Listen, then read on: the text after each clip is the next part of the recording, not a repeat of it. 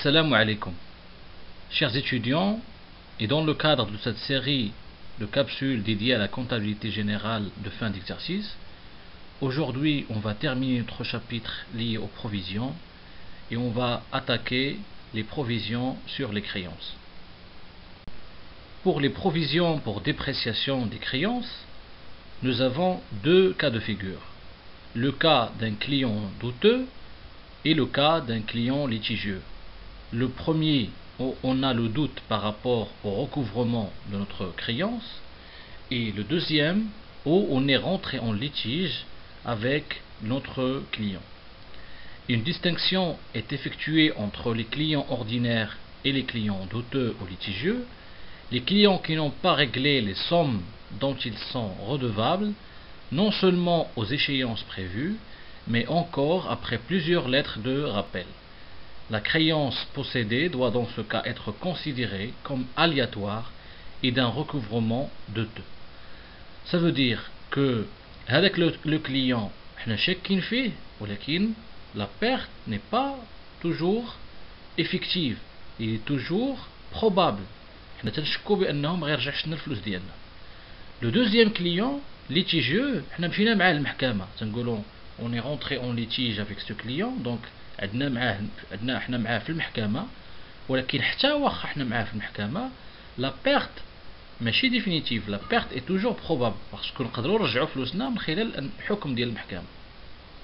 Donc pour les provisions pour dépréciation des créances, bien sûr on aura le cas d'un reclassement des créances douteuses, ça veut dire soit un ajustement à la hausse ou à la baisse, et bien sûr on aura le cas de la constatation de la provision. Alors, pour vous permettre de bien saisir cette partie liée aux créances, je vous propose l'exemple suivant. Le client Fadel est en liquidation judiciaire. Ces créances ne seront pas remboursées qu'à hauteur de 60% de leur montant. L'information que les créances ne seront pas remboursées qu'à hauteur de 60%, ce sont des estimations des décideurs d'entreprise. Et selon le principe de prudence, les pertes probables, le muhtamalin, khasna nakhdouhom comme charge selon le principe de prudence. Donc, cette situation donne lieu à deux écritures comptables. La première, c'est une écriture de reclassement, où on va reclasser notre client Fadel d'un client simple, ordinaire, à un client douteux ou litigieux.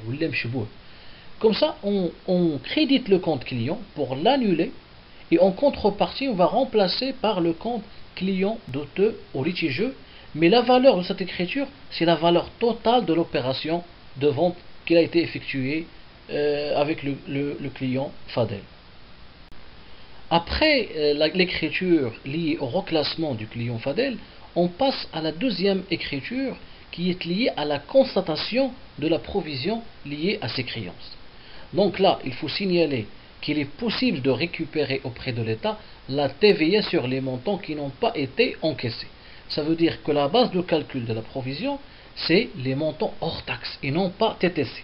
Attention, le montant hors taxe ou la base de calcul des provisions. Le cas le montant de la créance est de 50 000, la perte probable est de 40%, donc la provision est de 20 000.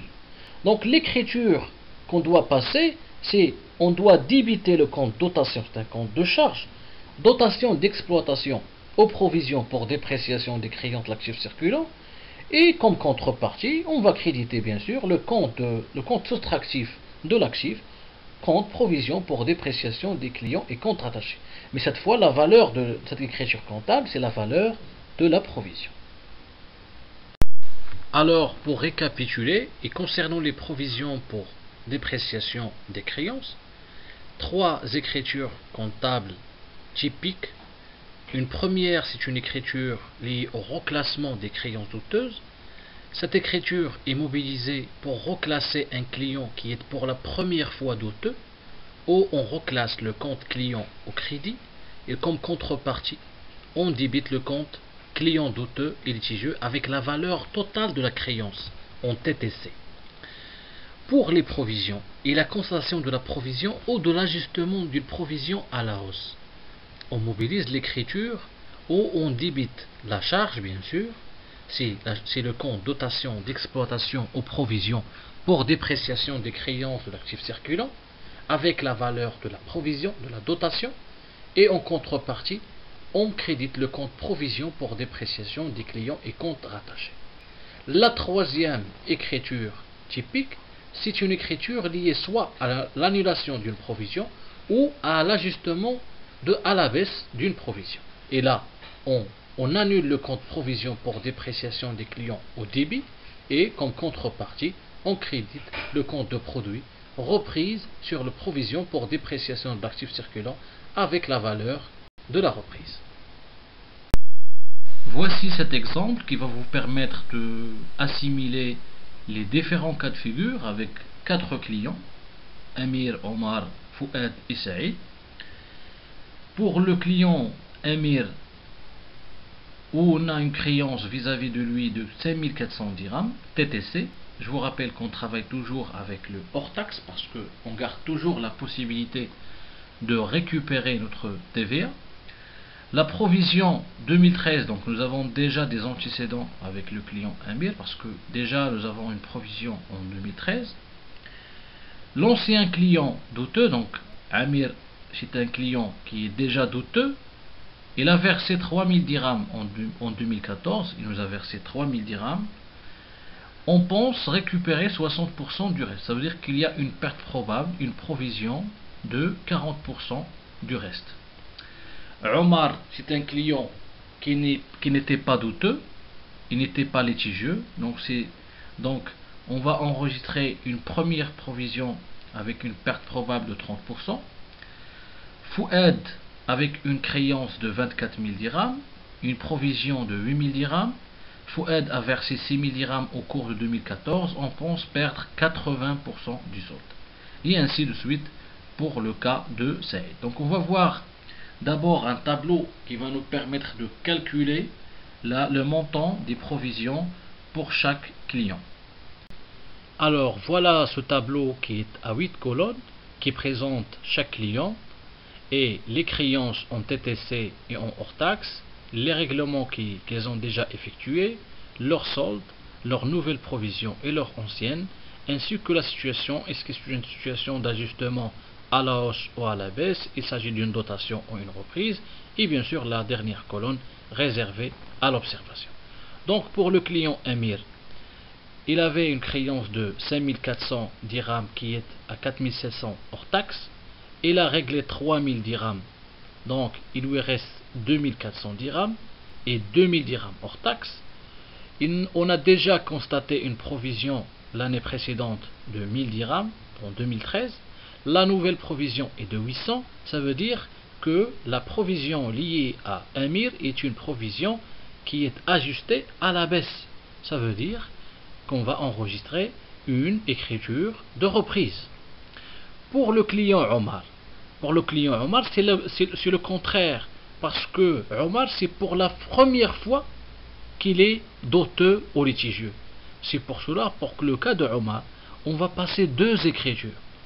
La première écriture, on va reclasser Omar d'un client simple à un client doteux pour la totalité de l'opération, pour la totalité de ses créances en TTC, et par la suite, on va constater la dotation ou la provision de 1800 pour l'année 2014.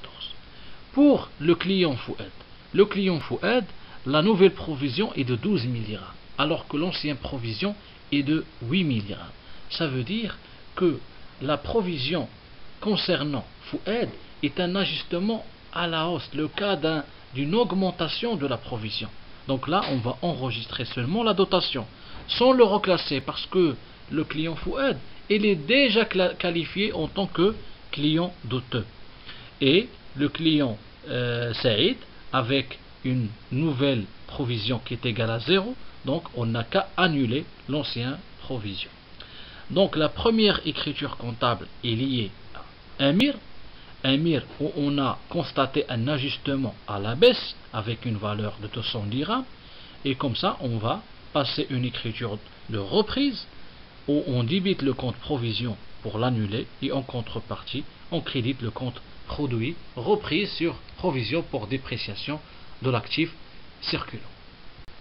Alors, pour le client Omar est un client qui est pour la première fois objet d'une provision. Ça veut dire que c'est pour la première fois qu'on va constater que c'est un client doteux ou litigieux. Donc il y a lieu de constater deux opérations comptables. La première est une opération de reclassement. Ça veut dire qu'on va définir Omar comme un client doteux en débitant le compte client doteux ou litigieux et en créditant le compte client avec la valeur totale de la créance TTC. En deuxième lieu, on va constater la dotation de Omar pour l'année 2014, qui est une charge probable. Comme ça, on va débiter le compte dotation d'exploitation en provision pour dépréciation des créances de l'actif circulant et en contrepartie, on va créditer le compte provision pour dépréciation des clients et comptes rattachés avec la valeur de la provision, calculée sur la base de la valeur du montant hors taxe.